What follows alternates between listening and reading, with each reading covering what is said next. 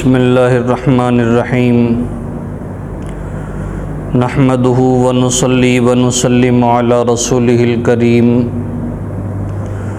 اما بعد فاعوذ باللہ من الشیطان الرجیم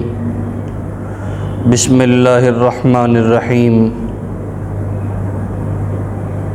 وذکر فإن الذکرى تنفع المؤمنین صدق اللہ مولانا العظیم۔ محترم ناظرین و ناظرات، آج کا موضوع سخن صوم کا کھانا کھانا یا میت کے گھر والوں کی طرف سے دیے گئے کھانا، شریعت میں اس کا کیا حکم ہے۔ مکرم ناظرین، دین اسلام جو کہ کامل اور مکمل دین ہے،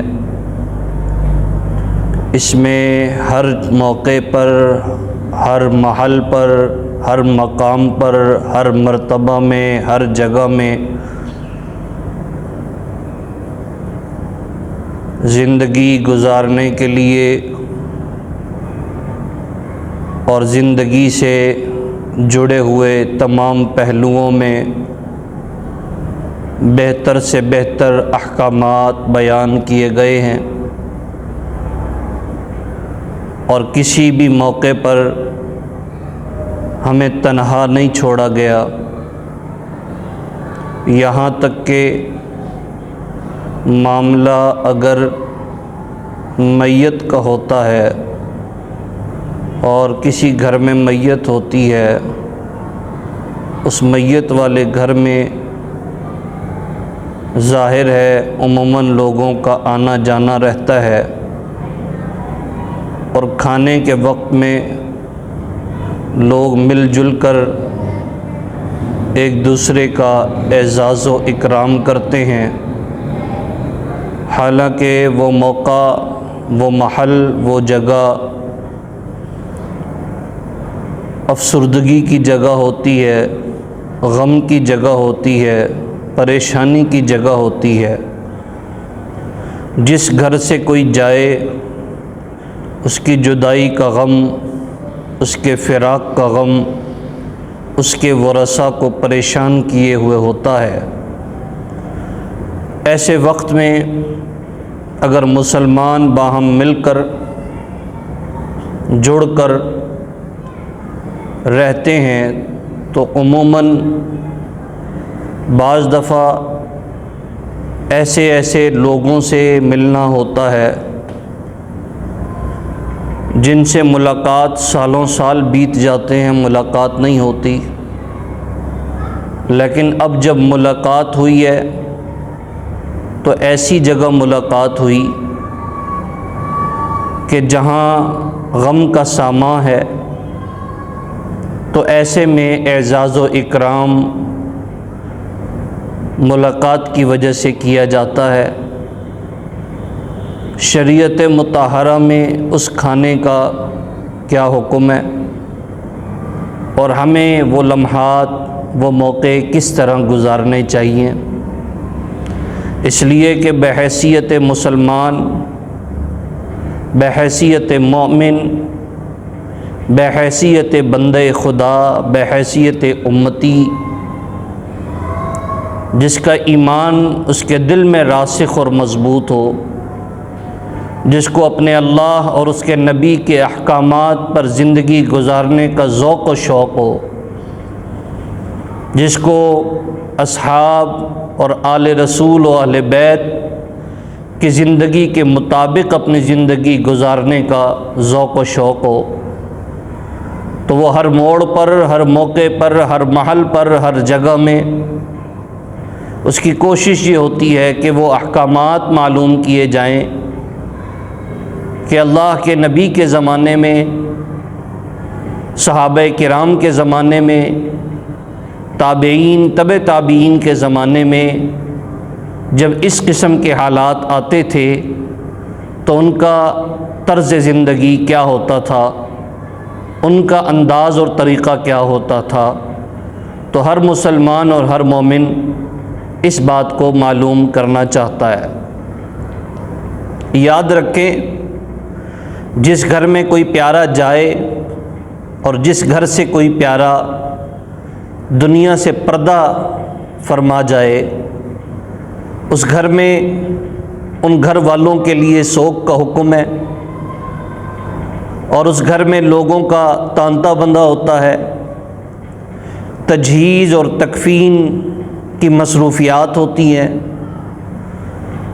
آنے جانے والوں سے ملاقاتیں ہو رہی ہوتی ہیں۔ حکم دیا گیا ہے کہ جس گھر سے میت اٹھے اس گھر میں کم از کم 3 دن چولہا نہ جلایا جائے اور سوگ کا سما قائم کیا جائے، اور یہ حکم صرف 3 دن ہے، اور یہ میت کا اٹھنا اور اللہ کی طرف سے میت کا ہونا صرف اور صرف اللہ کی جانب سے سمجھا جائے۔ مسلمان کا عقیدہ اور ایمان ہے کہ زندگی موت کا مالک اللہ ہے، چنانچہ اصول بتایا گیا کہ 3 دن سوگ کر لیا جائے، اس کے بعد معمولات زندگی معمول پر رکھی جائیں۔ اولاً حکم 3 دن کا ہے، 3 دن سے زیادہ سوگ منانا جائز نہیں ہے، لیکن 3 دن سے کم بھی جائز نہیں ہے۔ ترغیب و ترتیب یہ رکھی گئی کہ 3 دن کم از کم میت والے گھر میں کھانا نہ بنایا جائے۔ چنانچہ ایسے وقت میں پڑوسیوں کا اور رشتہ داروں کا یہ حق بنتا ہے کہ جس گھر سے میت اٹھی ہے، جو میت والا گھر ہے، اس گھر میں 2 وقت کا کھانا پہنچانے کا انتظام کیا جائے۔ اگر 3 دن تک کھانے کا انتظام ہوتا رہے اور اصرار کر کے وہ رسائے میت کے پاس بیٹھ کر اپنی آنکھوں کے سامنے ان کو کھلایا جائے، اس لیے کہ وہ غم کی کیفیت میں ہیں، پریشانی کی کیفیت میں ہیں، درد و تکلیف سے گزر رہے ہیں، ایسے وقت میں ان کی صحت کا برقرار رکھنا ان کی خوراک سے ملا ہوا ہے۔ اور بعض دفعہ گھر میں چھوٹے معصوم بچے ہوتے ہیں، ان کو پتہ ہی نہیں ہوتا کہ گھر میں ہوا کیا ہے، تو ان کی بھی ترتیب بے خوراک متاثر ہوتی ہے،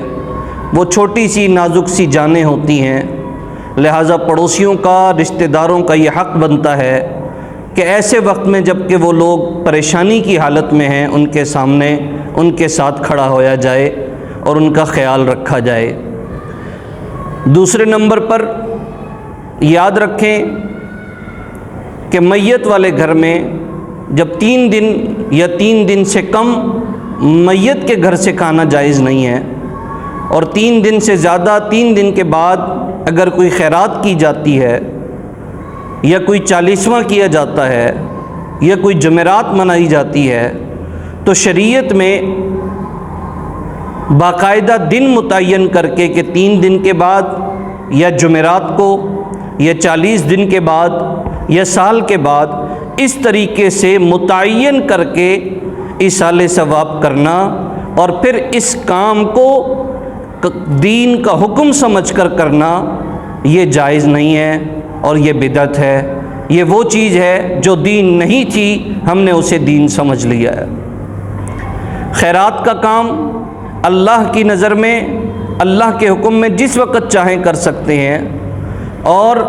ایصال ثواب جس نوعیت اور جس طرح کرنا چاہے کر سکتے ہیں، لیکن ایک چیز جو اللہ کی جانب سے متعین نہیں، مثال کے طور پر 5 وقت کی نماز فرض ہے، اگر کوئی شخص اپنے اوپر کسی ایک وقت میں کوئی نوافل کی پابندی کر لیتا ہے اور وہ کہتا ہے کہ میں فجر کی نماز سے پہلے 2 رکعت نفل پڑھوں گا، یا عشاء کے بعد سونے سے پہلے 2 رکعت نفل پڑھوں گا، اور یہ حکم مجھے اللہ نے دیا ہے اور یہ ہر حال میں کرنا ہے، جو چیز اللہ نے نہیں فرمائی، جو چیز دین نہیں تھی، اسے دین سمجھ کر کرنا، اللہ کا حکم سمجھ کر کرنا اور اس کو ضروری جاننا، تو یہ وہ چیز ہے جو دین نہیں، اور جو دین نہیں اسے دین سمجھ کر کرنا، یہی بدعت ہے۔ اس لیے